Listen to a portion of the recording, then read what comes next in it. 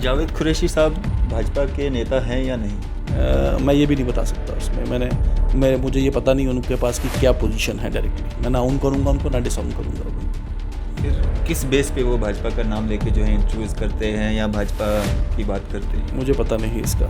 मेरे ध्यान में, मेरी नॉलेज में नहीं है कि उनके पास क्या दायित्व, क्या पोस्ट और क्या रिस्पॉन्सिबिलिटी पार्टी ने दी गई है। इससे तो भाजपा का ही नाम खराब होगा ना, जिस तरह से वो भाग रहे हैं या मजाक बन रहा है इस तरह से। मैं वेरीफाई करूंगा इसको। आपने बिल्कुल रेलेवेंट बात मुझे कही है।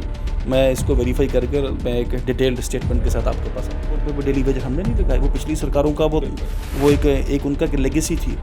आज SPOs 1500 पे यहाँ लगता था, रहबर तालीम 3000 पे लगता था, रहबर ज़राअत, इन सब को मिनिमम वेज से कम सरकार देती थी। लेकिन पहली बात कि अब सरकार ने डिसाइड किया है तो प्रिंसिपली कोई भी डिपार्टमेंट आपको ऐसा मिलेगा नहीं। 100 रुपये पे चौकीदार, मैं बोलना भूल गया, जो TSO वो फूड एंड सप्लाई में लगता था, उस चौकीदार को 100 रुपये एक महीने का मिलता था। तो मिनिमम वेज से कम कोई भी जो मुलाजम जो है अभी इस वक्त एट प्रेजेंट आई डाउट किसी डिपार्टमेंट के पास नहीं होगा। दूसरा, 7 साल में हर कच्चे मुलाजम को पक्का करना, ये एक कमिटमेंट है।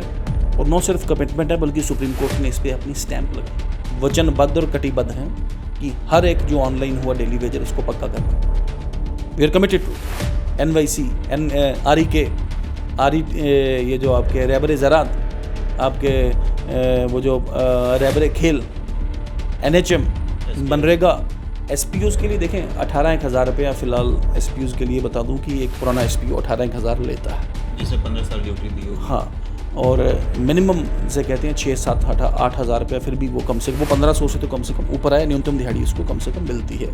और पुलिस वाले भी मेरी ज़रा बात सुन लें, ऑफिसर साहिबान की, SPO is not a permanent employ. आप 24 घंटे का जो उससे काम लेते हैं वो गलत है। Is a special police officer. जब एक स्पेशल कंडीशंस कई हालात में होंगी, को बाढ़ आ गई, को दंगा हो गया, को लॉ एंड ऑर्डर मेंटेन करना, को दंगल आ गया गांव में, को मेला है, तब उनकी ड्यूटीज़ लेनी है। पर यहाँ पे मुझे लगता है कि ये पुलिस का जो एक दामिया है, ये को नया कानून चला के उनसे बेचारों से इतना परमानेंट आदमी से काम नहीं लेते जितना उनसे लेते हैं। हाँ, तो फिलहाल एक चैनल उनके लिए ओपन किया गया है कि आप रेगुलर जाने में पुलिस फोर्स में उनको रिलैक्सेशन भी है। पुलिस फोर्स में जाने के लिए उनका कोटा भी तय किया गया है परमानेंट मुलाजिम बनने में। और काफ़ी सारे जो एफिशिएंट लोग हैं वो SPO बन के और बाकी परमानेंट उस पर पुलिस फोर्स में चले भी। कुछ लोग जो रह गए हैं उनके बारे में भी हमारे विचाराधीन हैं और जल्द ही उनके लिए भी हम देखेंगे कि किस तरीके से एक पॉलिसी, एक अच्छा अरेंजमेंट उनके लिए इक़दार में आ सकता है। पठान साहब, शुरू में आपने कहा था कि भाजपा के कुछ नेताओं को भगा के जो हैं आपके पत्रकार बंधु जो हैं सवाल पूछ रहे हैं। जावेद कुरैशी जी हैं, कश्मीर से ताल्लुक़ रखते हैं, क्या ज़रूरत पड़ी उनको भागने की और क्या भाजपा के नेताओं को अब भागना पड़ रहा है सवालों से बचने के लिए? आज की खास मुलाकात में हमारे साथ मौजूद हैं भाजपा सीनियर नेता RS पठानिया साहब। सर, स्वागत है आपका न्यूज़ सर इंडिया में। थैंक यू, बहुत बहुत शुक्रिया आपका, आपने मुझे मौका दिया आपके जो चैनल के जो व्यूअर्स हैं उनसे बात करने का। पठानिया साहब, भाजपा के स्टेट अध्यक्ष कह रहे थे कि लोगों को बिजली फ्री दी जाएगी, लेकिन बिजली की काफ़ी ज़्यादा दिक्कत लोगों को आ रही है। कम रही है, जा ज़्यादा रही है, लोग इतना परेशान हैं, जगह जगह पे प्रोटेस्ट देखने को मिल रही है, लेकिन भाजपा कहीं नहीं दिख रही है। देखिए, प्रोटेस्ट करने से बिजली आती नहीं। आपके ध्यान में रहे कि पिछले 2-3 साल से जब भी गर्मी अपने पीक पे आती है तो this is a technical issue. इसका राजनीतिकरण या इस पर प्रोटेस्ट करके बिजली को बेहतर होगी नहीं। तो इस टेक्निकल इशू का एक सबसे बड़ी बात है, एक तो परमानेंट सॉल्यूशन करना, और दूसरा जब पीक में बिजली का कंजम्पशन है तो उस बिजली आपूर्ति को पूरा करना। 2 सॉल्यूशन हैं इसके। आपके ध्यान में रहा हूँ कि जो भी इस चैनल को देख रहे हैं, 207 मेगावाट एडिशनल जो सेंट्रल पूल से जो जम्मू कश्मीर को बिजली देने का फैसला वेडनेसडे को, बुधवार को केंद्र सरकार ने किया है। आई एम होपफुल कि ये जो एडिशनल जो सरप्लस बिजली है, जैसे ही गर्मी बढ़ेगी हर जगह AC, हर जगह इलेक्ट्रिकल अप्लाइंसेस चलेंगी, तो जिससे एग्जिस्टिंग पूल में हम कर नहीं पाएंगे। दिन ब दिन पिछले 2-3-4 साल में जो एक मशरूम ग्रोथ जिस तरीके से, एक तो लोड उससे बड़ा है, फिर जो नंबर ऑफ़, एक वक्त था कि किसी घर में एक ही AC, आज कोई कमरा ऐसा नहीं है जो विदाउट एयर कंडीशनर या उसके अलावा जो इलेक्ट्रिकल अप्लाइंसेस नहीं है लोगों के पास। तो माई पॉइंट रिमेन्स, इस एडिशनल लोड को वर्कआउट करने के लिए 207 मेगावाट बिजली केंद्र सरकार ने दी है और इसका टेक्निकल भी हमारा फिर है, हम ऑफिसर साहिबान से और गवर्नर इंतज़ामिया से भी रेगुलर संपर्क साधे हुए हैं कि इसका जो technical once for all solution, ये बात बनती नहीं कि गर्मी आएगी तो बिजली नहीं चलेगी, और कम से come this should be the last word. इस बारे में हमारा पूरा फोकस है, हमारा पूरा ध्यान है, और हमारी पूरी कोशिश और पूरा कमिटमेंट रहेगा जम्मू कश्मीर के लोगों के साथ। पठान साहब, नरेंद्र मोदी जी की जो यहाँ पे रैली हुई, क्या वो पॉलिटिकल थी या नॉन पॉलिटिकल थी? देखें, एवरीबॉडी नोज़, ज़रा जिसे कहते हैं वो लाइन पता होना चाहिए हर एक को। कुछ पत्रकारों ने वो भाग के भी सुना, दौड़ के पीछे इंटरव्यू भी किया। ऐसा है कि ये राष्ट्रीय पंचायती राज दिवस था। राष्ट्रीय पंचायती राज दिवस केंद्र की जो पंचायती राज मिनिस्ट्री है, उन्होंने औपचारिक तौर पे पूरे देश का जो पंचायती राज दिवस है उसको जम्मू कश्मीर में ऑब्जर्व किया गया, और उस पंचायती राज से जुड़े, उस पंचायती राज दिवस के साथ जुड़े हुए कुछ केंद्रीय स्पॉन्सर्ड स्कीम्स के जो बेनिफिशियरीज़ हैं उनको भी बाकी डिपार्टमेंट्स ने कहीं रूटीन करके पंचायती राज दिवस पे, अगर पंचायती राज ही पिछले 1.5 साल से जम्मू कश्मीर में चल रहा है, पंचायतों को काम करने से अगर सेंट्रली स्पॉन्सर्ड स्कीम्स में कुछ लोगों को फ़ायदा हुआ है तो उन बेनिफिशियरीज़ को भी वहाँ पे बुलाया गया था। इतनी सी बात है वहाँ पे, दैट्स ऑल। बाकी ये ऐसा कुछ नहीं, आप देश के प्रधानमंत्री आ रहे हो और सरकार औपचारिक तरीके से अपना राष्ट्रीय पंचायती राज दिवस मना रहा हो, और उस पंचायती राज दिवस में अगर सबसे पहले तो रूरल डेवलपमेंट डिपार्टमेंट के जो लोग, वो पंचों और सरपंचों की आने की व्यवस्था, जाने की व्यवस्था, खाने की व्यवस्था, कहीं लंच भी तो उनको करना ना, तो अगर उस व्यवस्था में सरकारी लोग लगे हैं, या अगर को बेनिफिशरीज को ट्रांसपोर्ट करने में सरकारी लोग अगर लगे हैं, तो उसमें कोई बुरी बात नहीं है। लेकिन द ली पार्ट रिमेन्स की मेजर जो हाजिरी थी वहाँ पे, अब ये ऐसा भी नहीं है कोई सरकारी कार्यक्रम है तो किसी कार्यकर्ता को जाने की अनुमति नहीं है। हाँ, मंच पे जैसे भारतीय जनता पार्टी का शीर्ष नेतृत्व, हमारे प्रभारी यहाँ से श्रीमान तरुण चुग जी, हमारे प्रदेश अध्यक्ष श्रीमान रविंद्र रैना जी, हमारे प्रदेश महामंत्री श्रीमान अशोक कौल जी, तो वो जनता जहाँ बैठी थी जनता के साथ वो सारे लोग, जाने में तो कोई रोक नहीं है उसमें।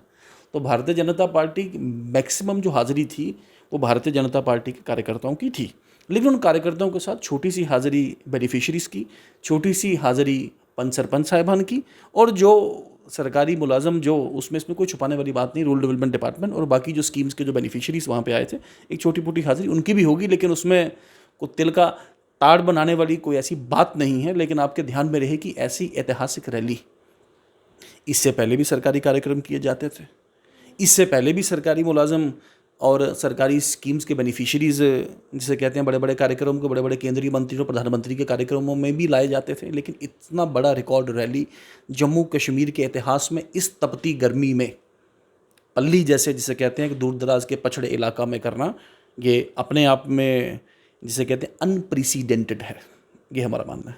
पठान साहब, अगर ये रैली नॉन पॉलिटिकल थी, फिर भाजपा के झंडे क्या कर रहे थे वहाँ पे? देखें, I put U A question कि हु स्टॉप्स, अगर क्राउड में को भारतीय जनता पार्टी का झंडा लेके जाता है उसमें प्रधानमंत्री जी की रैली में, प्रधानमंत्री उसमें कौन रोक सकता है? क्या कानूनी रोक है, मुझे बताइए उस पर। सर, लोगों के कपड़े सॉक्स निकलवा दिए वहाँ पे जो ब्लैक कलर के जिन्होंने लगाए थे, तो झंडे क्यों नहीं वहाँ पे रोक सके? देखें, ऐसा नहीं है, दैट्स नॉट द केस।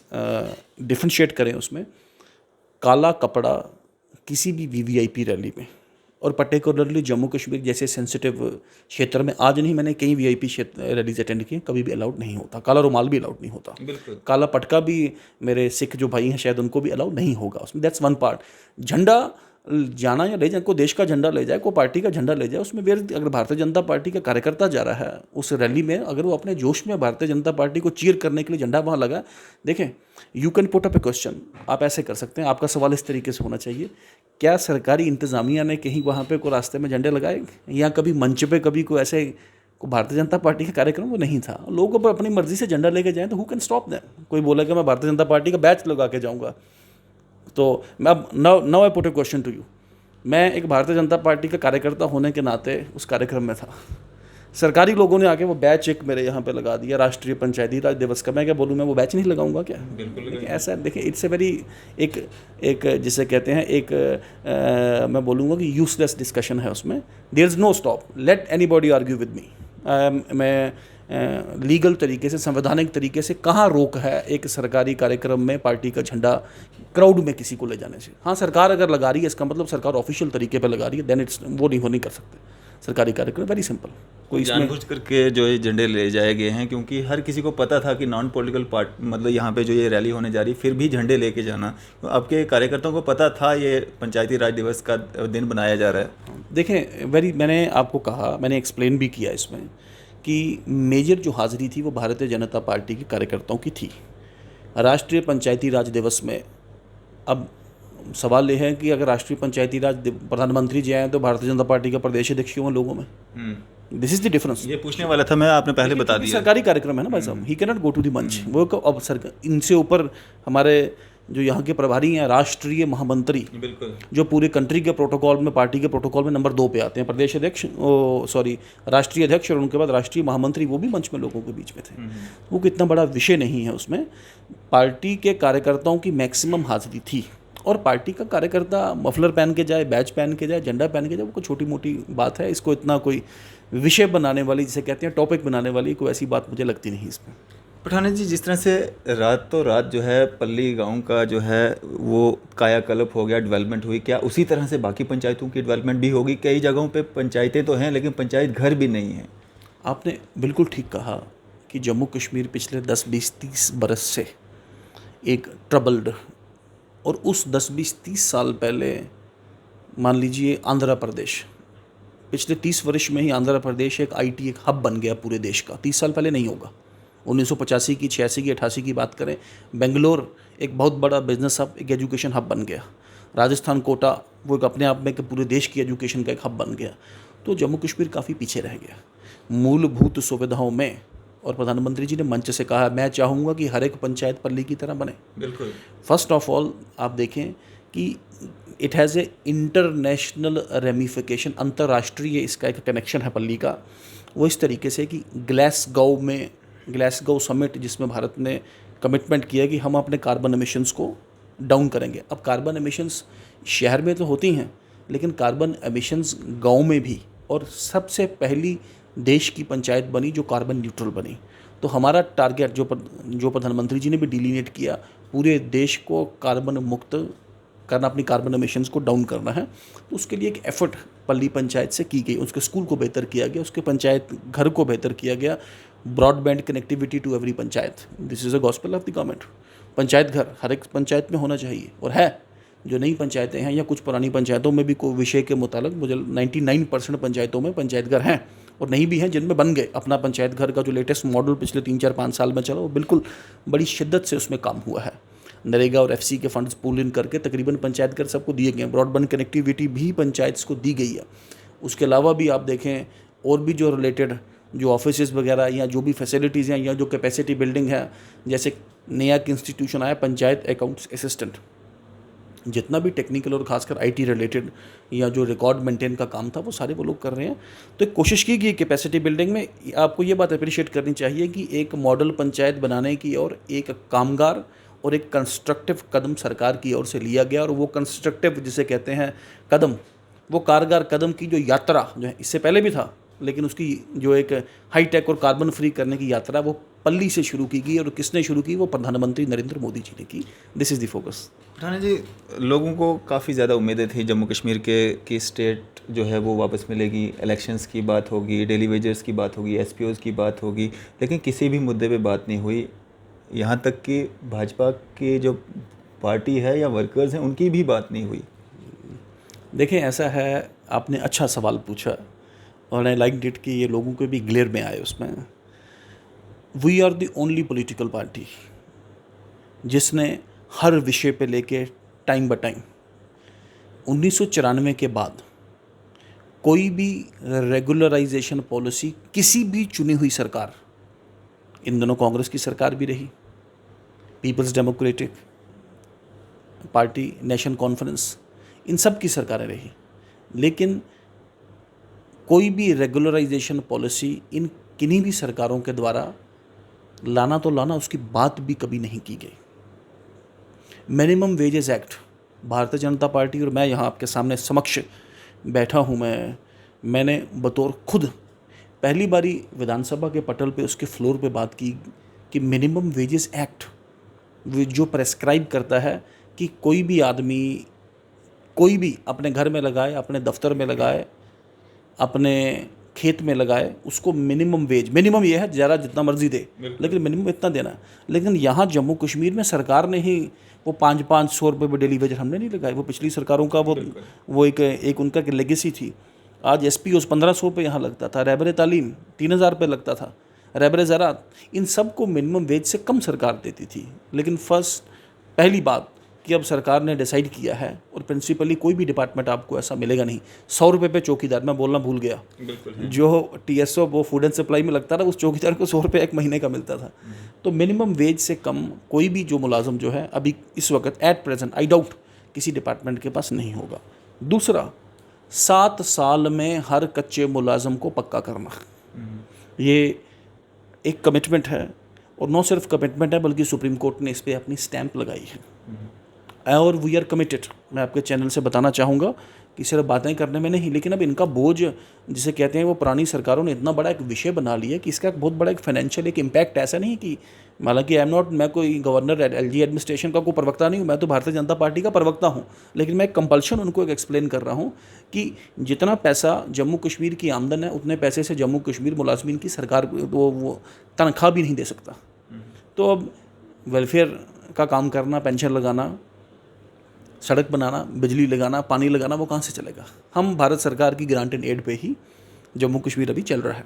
एकदम इतने मुलाजमीन को वी आर कमिटेड एनवाईसीज़ को पक्का करके उनको एक डिसेंट पे देनी है। वी आर कमिटेड रहबर खेल को पक्का करना और उसको एक जिसे कहते हैं डिसेंट पेट्रोल मिला। वी आर कमिटेड मनरेगा के जो बेचारे हमारे मुलाजमीन और जिनकी वजह से आज मनरेगा और सरकार के डिफरेंट टारगेट्स फुलफिल किए जा रहे हैं उसमें हम उसमें कमिटेड हैं। वी आर कमिटेड एनएचएम के जो मुलाजिम हैं उनको मुख्य धारा में उनको ला के उनका भी अभी कोई डिसाइड नहीं किया गया, 20-20, 15-15 साल से बेचारे काम कर रहे हैं, ऑल डेली वेजर्स। देखिए हमारे दौरान ही एक सबसे पहले तो डेली वेजर्स खाते में लाए गए हैं, सबको ऑनलाइन किया गया है।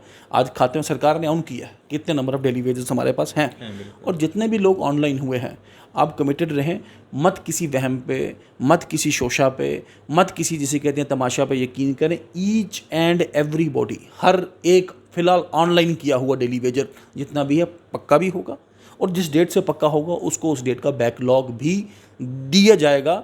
मैं ये अपनी ओर से बल्कि भारतीय जनता पार्टी का प्रवक्ता ऑफिशियल स्पोक्समैन होने के नाते आप सबको कमिटमेंट करूँ, बी एश्योर्ड।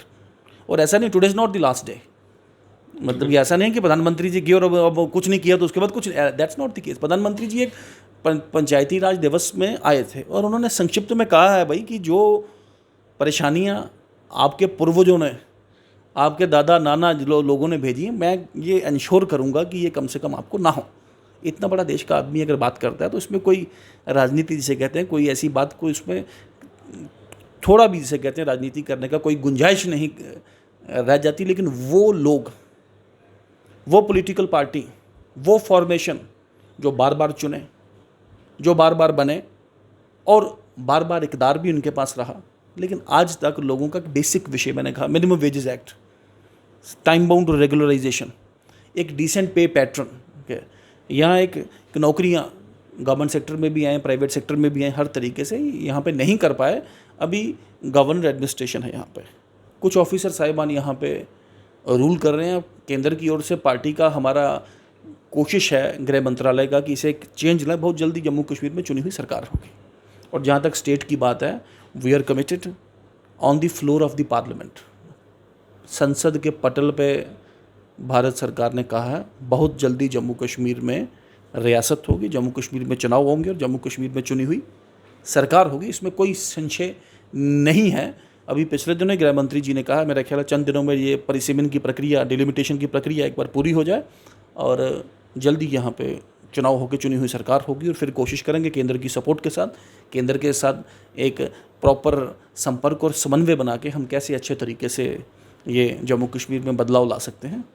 लेट्स होप कि बहुत जल्दी ये सब ठीक होगा। सर, डेली वेजर्स के लिए इतनी जल्दी क्या थी? 75 रुपये दिहाड़ी उनकी बढ़ा दी गई है, जिसमें हर डेली वेजर कह रहा है कि ये हमारे साथ मजाक किया गया है। देखिए ऐसा है कि मिनिमम वेजेस एक्ट के साथ हर एक डिस्पेंसेशन, चाहे वो स्टेट है चाहे यूटी है, वो टाइमली तरीके पे इसको रिव्यू करते हैं। तो रिव्यू किया है, कम थी 6700 कम था, प्राइस इंडेक्स बड़ा ऊपर चला गया था, इन्फ्लेशन थी, महंगाई थोड़ी फैल रही थी, तो 9,000 रुपये तकरीबन उनको मिलेगा उसमें नई दिहाड़ी के हिसाब से। वी शुड वेलकम इट और हर एक को इसका स्वागत करना चाहिए उसमें। लेकिन डेली वेजर नहीं कर रहे हैं। नहीं देखिए, डेली ऐसा नहीं है, हर एक डेली वेजर ने संपर्क किया, आपके पास को आया होगा उसने नहीं किया। हम भी एक जिसे कहते हैं ग्राउंड से चुन के आते हैं, लोगों के साथ डायरेक्ट संपर्क बनते हैं। मुझे जो भी मिला उसने अच्छा ही कहा इसके लिए और वेलकम किया। क्यों नहीं कर रहे डेली वेजर, उनकी तनख्वाह बढ़ी है, क्यों नहीं वेलकम करेंगे, वाई नॉट। हाँ, ये बात उन्होंने ज़रूर पूछी कि साहब रेगुलराइजेशन, मैं वही बोलूँगा, हम वचनबद्ध और कटिबद्ध हैं कि हर एक जो ऑनलाइन हुआ डेली वेजर उसको पक्का करना। We are committed to it. NYC, REK, ये जो आपके रहबर ज़रात, आपके वो जो रहबर खेल, NHM, मनरेगा, SPOs के लिए देखें 18,000 रुपया फ़िलहाल SPOs के लिए बता दूं कि एक पुराना SPO 18,000 लेता है, जिसने 15 साल ड्यूटी दी हो। हाँ, और मिनिमम जिसे कहते हैं 6, 7, 8,000 रुपया, फिर भी वो कम से कम, वो 1500 से तो कम से कम ऊपर आया, न्यूनतम दिहाड़ी उसको कम से कम मिलती है। और पुलिस वाले भी मेरी ज़रा बात सुन लें, ऑफिसर साहिबान, की SPO is not a permanent employ. आप 24 घंटे का जो उससे काम लेते हैं वो गलत है। He is a special police officer. जब एक स्पेशल कंडीशंस कई हालात में होंगी, को बाढ़ आ गई, को दंगा हो गया, को लॉ एंड ऑर्डर मेंटेन करना, को दंगल आ गया गांव में, को मेला है, तब उनकी ड्यूटीज़ लेनी है। पर यहाँ पे मुझे लगता है कि ये पुलिस का जो एक दामिया है, ये को नया कानून चला के उनसे बेचारों से इतना परमानेंट आदमी से काम नहीं लेते जितना उनसे लेते हैं। हाँ, तो फिलहाल एक चैनल उनके लिए ओपन किया गया है कि आप रेगुलर जाने में, पुलिस फोर्स में उनको रिलैक्सेशन भी है, पुलिस फोर्स में जाने के लिए उनका कोटा भी तय किया गया है परमानेंट मुलाजिम बनने में। और काफ़ी सारे जो एफिशिएंट लोग हैं वो SPO बन के और बाकी परमानेंट उस पर पुलिस फोर्स में चले भी। कुछ लोग जो रह गए हैं उनके बारे में भी हमारे विचाराधीन हैं और जल्द ही उनके लिए भी हम देखेंगे कि किस तरीके से एक पॉलिसी, एक अच्छा एक अरेंजमेंट उनके लिए इक़दार में आ सकता है। पठानिया साहब, शुरू में आपने कहा था कि भाजपा के कुछ नेताओं को भगा भगा के जो हैं आपके पत्रकार बंधु जो हैं सवाल पूछ रहे हैं। जावेद कुरैशी जी हैं, कश्मीर से ताल्लुक़ रखते हैं, क्या ज़रूरत पड़ी उनको भागने की और क्या भाजपा के नेताओं को अब भागना पड़ रहा है सवालों से बचने के लिए? ऐसा नहीं, आपने अभी मुझे टेलीफोन लगाया, मैं अभी रास्ते में था पार्टी कार्यालय, मैंने कहा अभी आइए, जो पूछना पूछें, ऐसी को बात। बिल्कुल आपने बोला, anything open. We are a public man, को भागना थोड़ी कभी ना लोगों से भाग सकते हैं, ना पत्रकार बंधुओं से भाग सकते हैं। आपका हक है सवाल पूछने का और हमारी ड्यूटी है आपके हर एक सवाल को पब्लिक के ग्लेयर में लाने का। लेकिन प्रोवाइडेड सवाल आपके एक मित्र को मैंने भी एक बारी कहा कि देखें, टू एक्सपोज टू, आपने हमारी बात नहीं करनी है, टू डिपोज वो आपका राइट है, लेकिन फिर भी आपकी ओर से ट्रुथ चले, बिल्कुल आपके मतलब कि सच पता, जिससे लोगों को एक, जिसे कहते हैं नॉलेज हो, लोगों को इन्फॉर्मेशन हो। जैसे मैंने बताया कि 207 मेगावाट एडिशनल बिजली परसों का चला है, तो हर एक के लिए कम से कम जाना चाहिए भाई। 207 मेगावाट भारत सरकार ने एडिशनल जो बिजली का कोटा जम्मू कश्मीर को दिया है, तो कहीं ना कहीं इसमें ये बैलेंस थोड़ा सा होना चाहिए, ये मेरा मानना है। तो क्या ज़रूरत पड़ी फिर जावेद कुरैशी को भागने की? मैंने जावेद साहब का देखा नहीं वो वीडियो, क्या ज़रूरत पड़ी? आपने कहा था कि वो भगा रहे हैं। नहीं, आपके पत्रकार को देखा था मैंने, किसी के पीछे भागते हुए को था वीडियो वहाँ पे, वो मैं उस पर कमेंट नहीं करूँगा। मैंने आपको डिटेल से आपके हर एक सवाल को कमिट करके बताया है उसमें।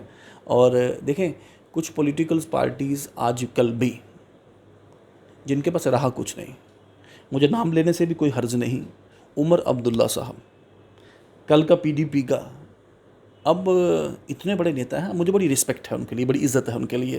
ये मैं भारतीय जनता पार्टी का प्रवक्ता कह रहा हूँ कि विधानसभा में जब हम लोग बैठते थे तो एक बड़ा एक अच्छा, और हमें अच्छा लगता था उनको सुनना, उनके साथ बात करना, उनके साथ इंटरेक्ट करना। लेकिन अब इस लेवल पे आप आ गए हैं।